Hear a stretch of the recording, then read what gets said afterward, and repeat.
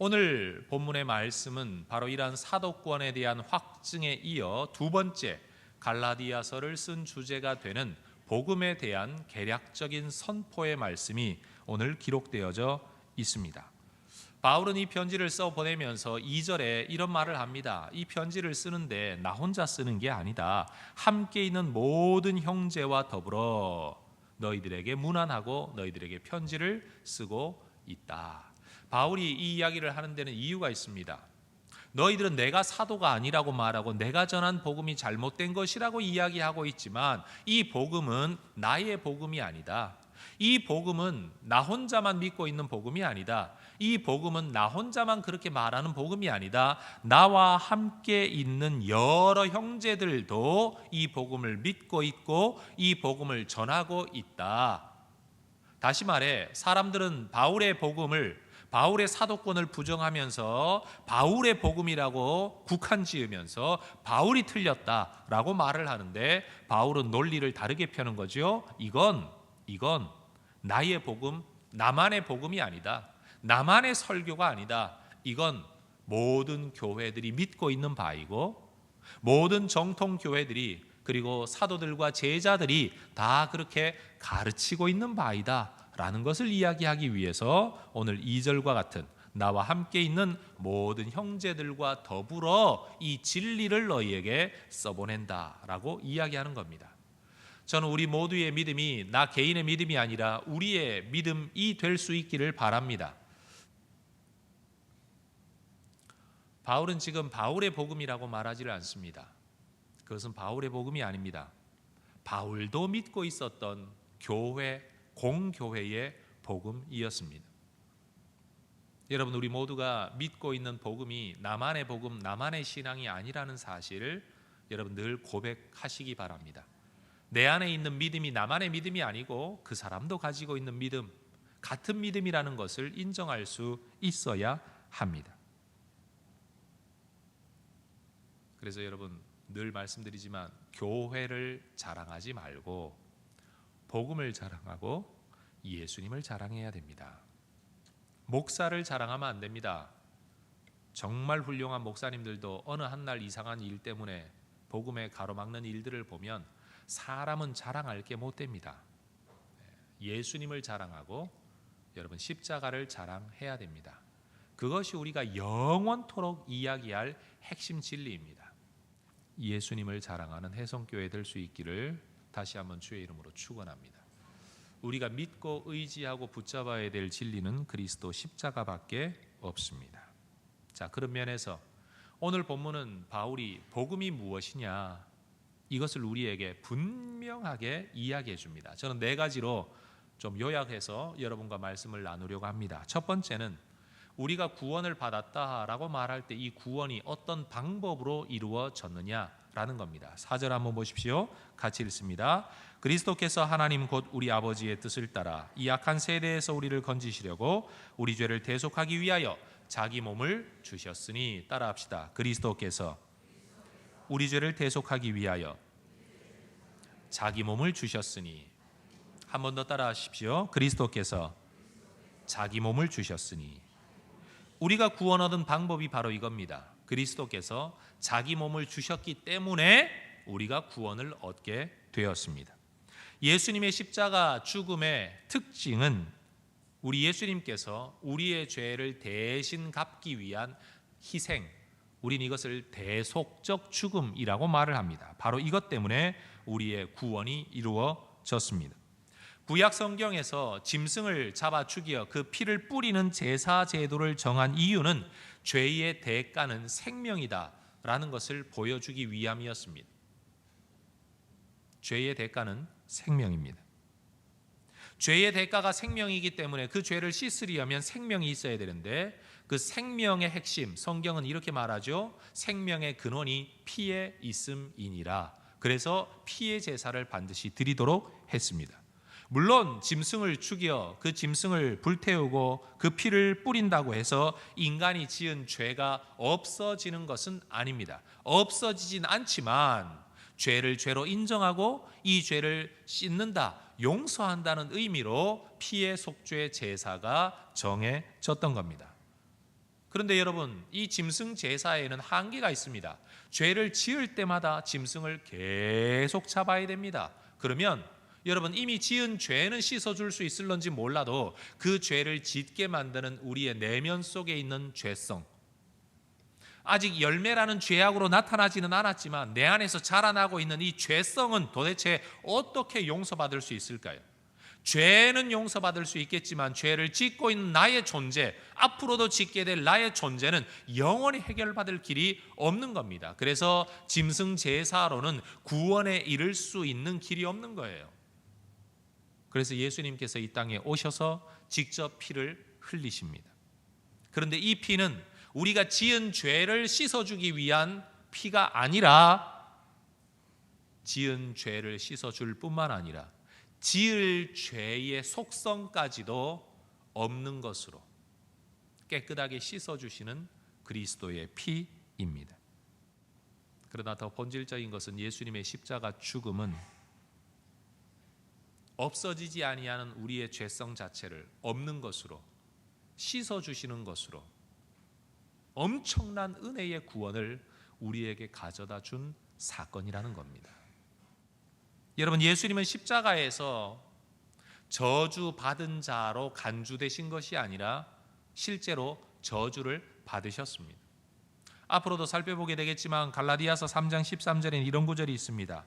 그리스도께서 우리를 위하여 저주를 받은 바 되사 율법의 저주에서 우리를 속량하셨으니 기록된 바 나무에 달린 자마다 저주 아래 있는 자라고 구약에 예언되어 있기 때문이다 라는 성경 구절이 있습니다. 여러분, 예수님은 저주받은 자로 간주되신 게 아니라 진짜 저주를 받으셨습니다. 어떤 저주를 받으셨나요? 십자가상에서 예수님은 하나님께 외면당하셨습니다. 하나님과 완전히 단절되었습니다. 언제나 하나님을 아버지 하던 예수님께서 십자가상에서는 아버지라고 부르지를 못합니다. 나의 하나님, 나의 하나님, 어찌하여 나를 버리셨습니까? 라고 이야기합니다. 죽게 만드셨습니까? 라는 단어가 아닙니다. 나를 버리셨다는 겁니다. 외면하셨다는 겁니다. 하나님과 단절되어진 자로 여기셨다는 겁니다. 아무리 하나님 앞에 외쳐도 하나님은 침묵하십니다. 살려달라고 말해도 살려주지 않는 겁니다. 이게 죽음입니다. 이게 저주입니다. 예수님이 바로 거기에 들어가신 겁니다. 십자가에서 육체를 죽었다. 여러분, 너무 단편적인 이야기예요. 그 육체의 죽음으로 표현되어지는 본질적 영적 죽음이 뭐냐? 하나님과의 끊어짐이에요. 아무리 외쳐도, 아무리 나의 하나님 외쳐도 하나님 침묵하시는 거예요. 외면하시는 거예요. 모르는 자로 여기시는 거죠. 하나님 앞에서 그는 죽은 자입니다. 하나님 앞에는 그는 존재하지 않는 자가 되었다는 겁니다. 그래서 예수님은 저주를 받으신 거예요. 왜요? 우리를 대속하시기 위해 자기 몸을 내어주는 저주 가운데로 들어가셨다는 겁니다. 이게 바로 우리가 받은 구원입니다. 예수님은 우리를 구원하고 싶다고 마음만 먹은 게 아닙니다. 또 예수님은 우리를 구원하시기 위해 예수님이 가지고 있는 많은 것 중에 하나를 그냥 내어주신 게 아닙니다. 여러분, 제가 죽어버린다면 제가 가지고 있는 지식이 무슨 소용이 있고 제가 가지고 있는 영성이 여러분에게 무슨 소용이 있겠습니까? 내가 가지고 있는 시간을 한번 10시간쯤 여러분에게 내어드리면 여러분에게 도움이 될 수는 있겠지만 만약 제가 죽어버린다면 어떻게 그 시간을 낼 수 있겠습니까?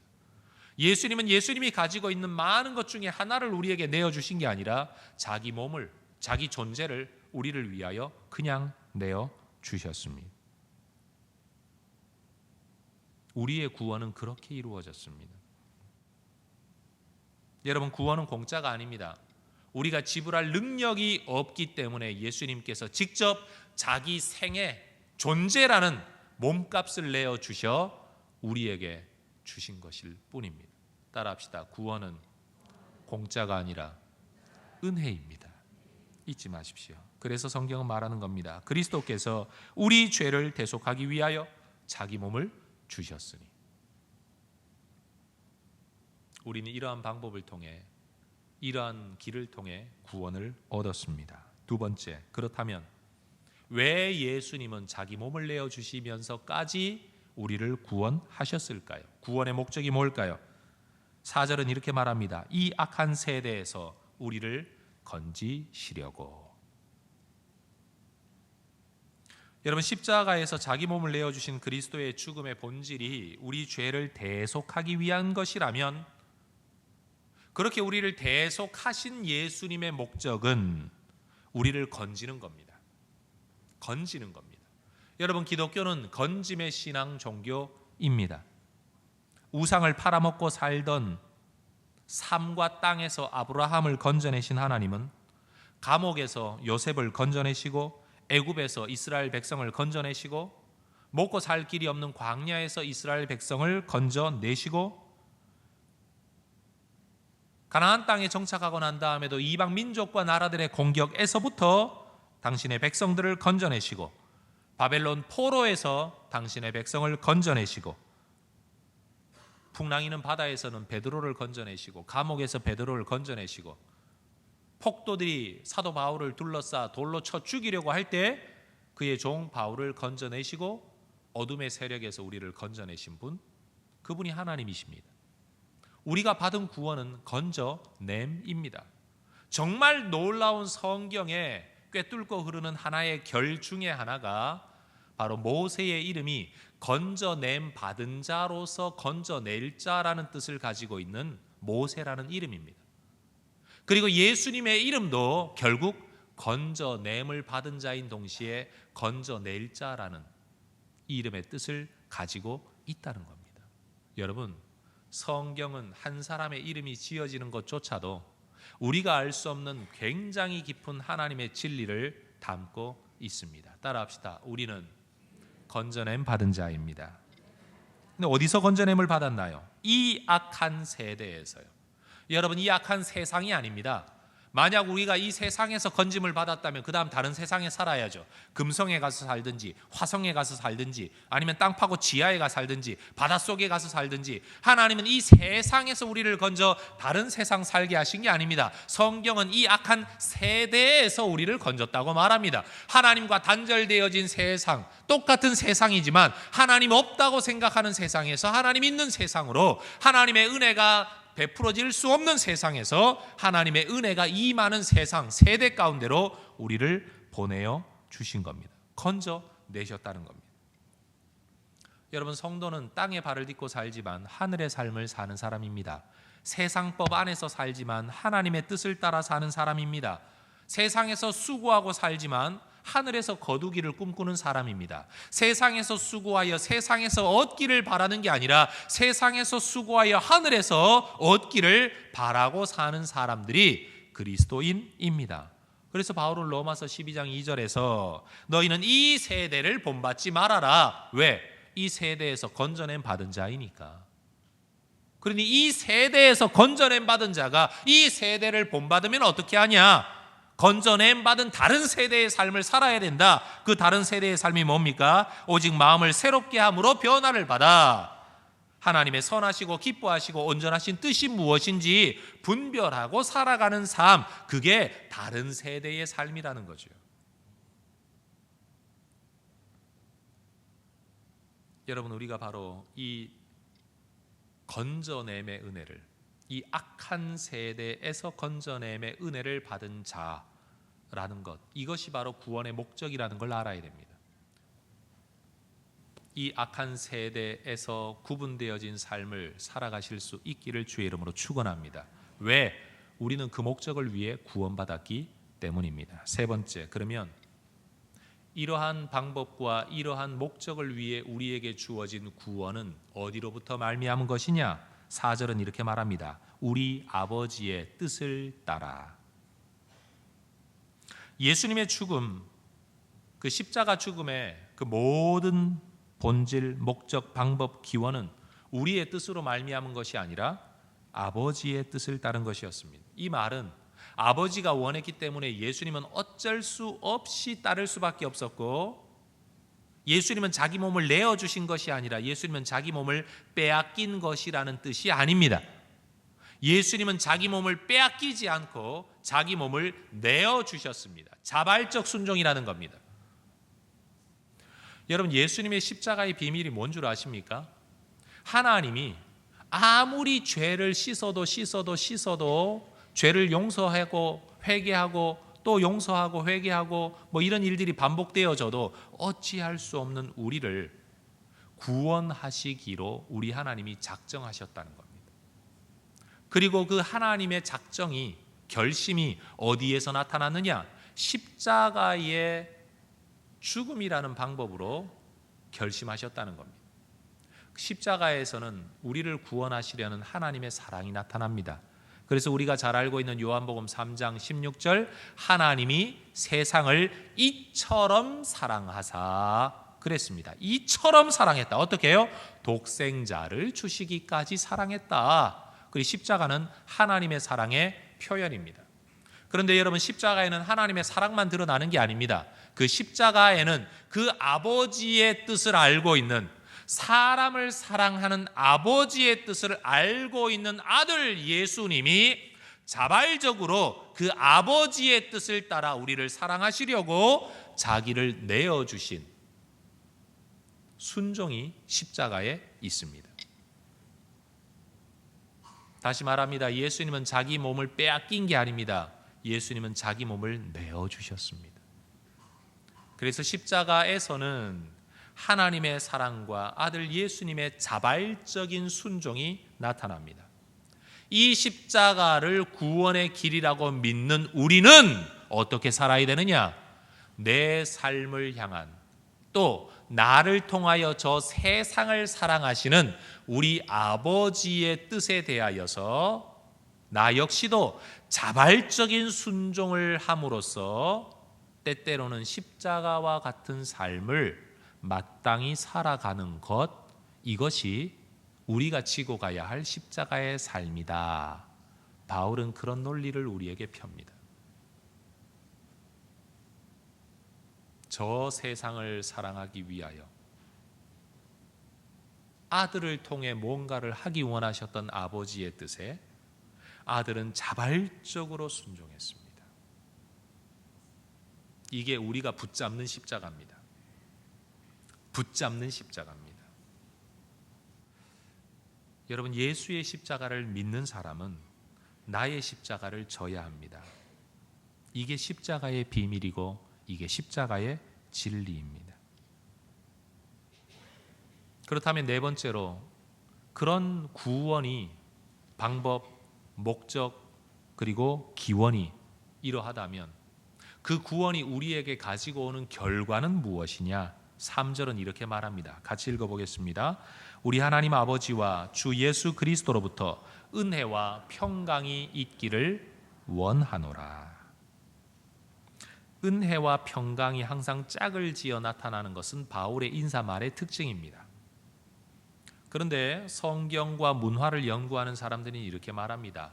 은혜라는 말은 헬라 사람들이, 로마 시대의 문화 속에 사는 사람들이 즐겨 썼던 인사말이고, 평강, 샬롬이라는 인사말은 유대인들이 늘 써왔던 인사말인데, 유대 배경을 가지고 있는 헬라 문화 속에 살았던 사도 바울은 은혜와 평강이라는 인사말을 짬뽕으로 쓰고 있다 라고 어떤 사람들이 이야기하는데 저는 반대합니다.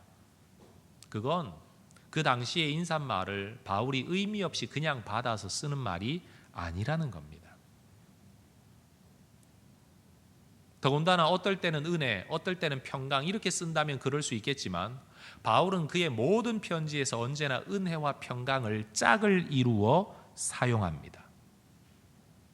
이것은 바울이 그냥 생각 없이 그 당시 문화의 사람들의 인사말을 받아 하는 것이 아니라, 그가 깨달은 복음의 진리 안에서 이 두 가지야말로 핵심적인 축복의 인사라는 것을 그가 깨달았기에 그가 이런 인사를 하고 있다는 겁니다. 왜 그렇게 말할 수 있습니까? 첫 번째로, 은혜라는 것은 받을만 하지 못한 자에게 베풀어지는 호의, 그게 은혜입니다. 문자적 의미예요. 그런데 이 은혜가 어디에서 나타났느냐? 십자가에서 가장 분명하게 나타났다는 거죠. 죽을 수밖에 없는, 용서받을 수 없는 죄인들이 아무리 지은 죄를 짐승 잡아서 아무리 돈으로 아무리 감옥살이로 그 죄의 값을 치루었다 하더라도 여전히 없어지지 아니하는 내 안에 있는 죄성의 문제, 이것까지 해결해 주시고 영원한 구원을 주시기 위하여 십자가가 우리에게 주어졌다는 사실 앞에서 이거야말로 은혜의 절정이다. 이게 바울의 깨달음이에요. 또 하나는 바로 그러한 은혜로 말미암아 우리는 하나님과 우리 사이에 평강이 이루어졌다는 사실이죠. 십자가가 없이는 이루어질 수 없는 평강이 십자가를 통하여 이루어지게 되었다는 겁니다. 따라합시다. 평강은 은혜가 임하는 곳에만 이루어집니다. 그렇죠? 평강. 여러분, 누구나 평안함과 평강을 원합니다만 우리의 문제는 평강을 이룰 능력이 우리 안에는 없다는 겁니다. 그 평강이 원하는데도 이루어지지 않고 이루고 싶지만 이룰 능력이 없는 우리에게 그 평강은 언제 이루어지느냐? 내 능력을 넘어서는 은혜가 임할 때만 그 평강이 이루어진다는 거죠. 아담과 하와의 범죄는 원죄 아닙니까? 그러나 하나님께서는 그 범죄한 인간에게도 가죽 옷으로 상징되어지는 그들의 죄에 가리워 주심을, 은혜를 베푸셨습니다. 그때 아담과 하와는 영원히 죽을 수밖에 없는 영적으로 죽은 존재가 되어 에덴 동산에서 쫓겨나긴 했지만 최소한의 삶의 평강이 그들에게 유지되어졌습니다. 우리 하나님의 가죽옷이라는 최소한의 은혜가 그들의 삶의 최소한의 평강을 허락했다는 겁니다. 여러분, 은혜가 임하는 곳에만 평강이 임합니다. 여러분, 깨어진 관계 안에 누군가가 용서하지 않으면 그 관계는 회복될 수 없는 것 아니겠습니까? 깨뜨린 사람이 주도하는 게 아닙니다. 깨뜨려진 사람이 용서를 해야만 거기 평강이 임하는 겁니다. 그래서 깨뜨려진 사람이 깨뜨린 사람을 용서하는 것, 이게 진정한 은혜의 본질이죠. 여러분, 우리 안에 우리가 구원 얻었다라고 말하는 이 구원 얻음이 우리에겐 어떤 현실로 나타나느냐? 내가 십자가를 통하여 하나님의 은혜를 받았다는 것과 그 은혜로 말미암아 내 삶에 하나님의 평강이 이루어지고 있다는 사실, 이것이 바로 구원의 증거입니다. 이게 바로 구원의 결과라는 겁니다. 여러분, 구원의 본질은 평강입니다. 하나님과의 평강, 나와의 평강, 사람과의 평강 말이에요. 그 구원의 방법은 오직 은혜밖에 없습니다. 그래서 은혜와 평강은 오직 하나님으로부터 그리스도를 통하여 십자가를 믿는 자에게만, 하나님으로부터 from, 그리스도를 통하여 through, 십자가를 믿는 자에게만 unto 주어집니다. 여러분, 이 하나님의 사랑이 그리스도를 통하여 나타났는데 그 은혜와 평강이 우리에게 그리고 여러분에게 임하게 되기를 주의 이름으로 축원합니다. 그럼으로써 이 구원의 은혜를 받은 자들이, 구원의 평강을 누리는 자들이 뭘 해야 되느냐? 5절 말합니다.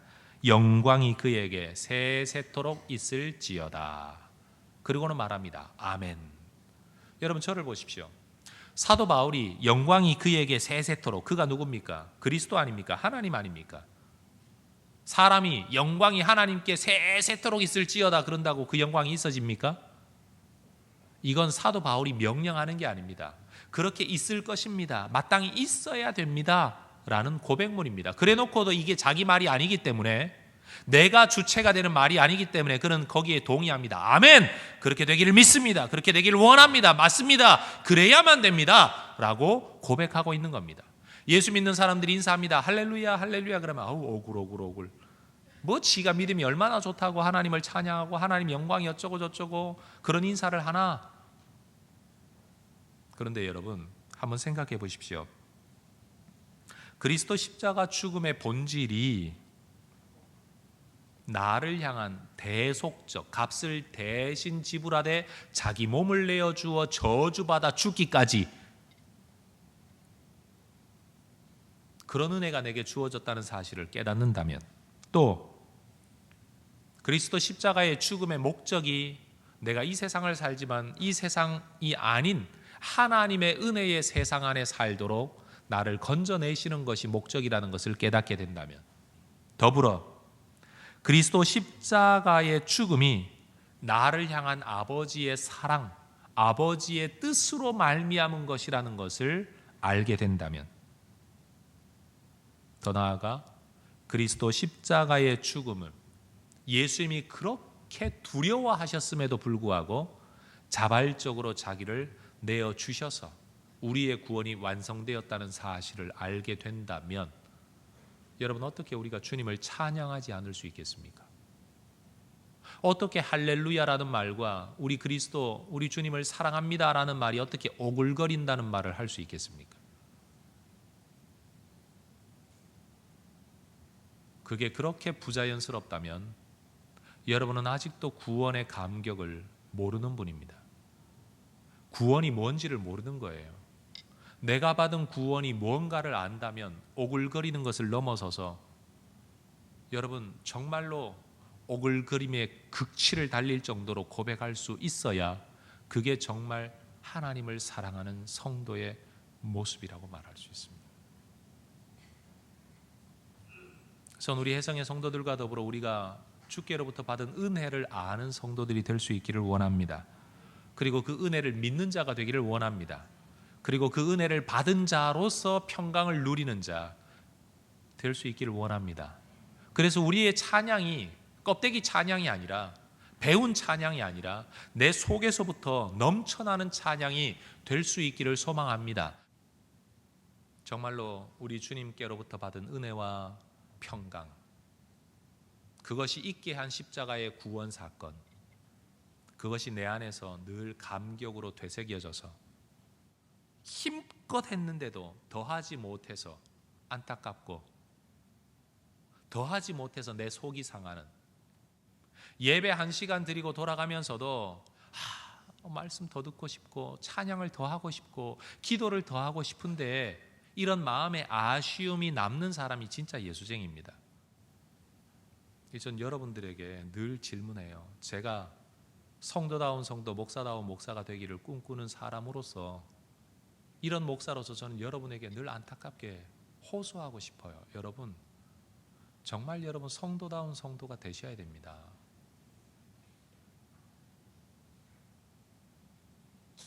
이유는 이 4절의 성경 말씀 한 절 때문이에요. 왜, 무엇 때문에, 어떻게 우리에게 이런 구원이 주어졌는가를 깨닫게 되면 여러분, 우리의 예배가 참 예배가 될 수 있을 것 같습니다.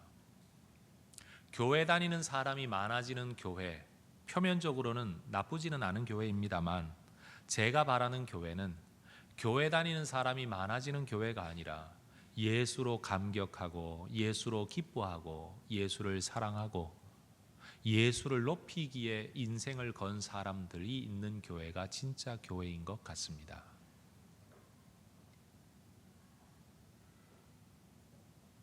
저는 그런 면에서 언제나 여러분들의 믿음을 의심하고 싶습니다. 그리고 저의 믿음을 의심하고 싶습니다. 나는 예수로 만족하고 있나? 예수로 기뻐하고 있나? 예수님이 자기 몸을 내어주신 그 사랑 때문에 정말 다 내려놓고서라도 그 앞에 꺼이꺼이 울면서라도 예배할 수 있는 사람인가? 이것이 복음입니다.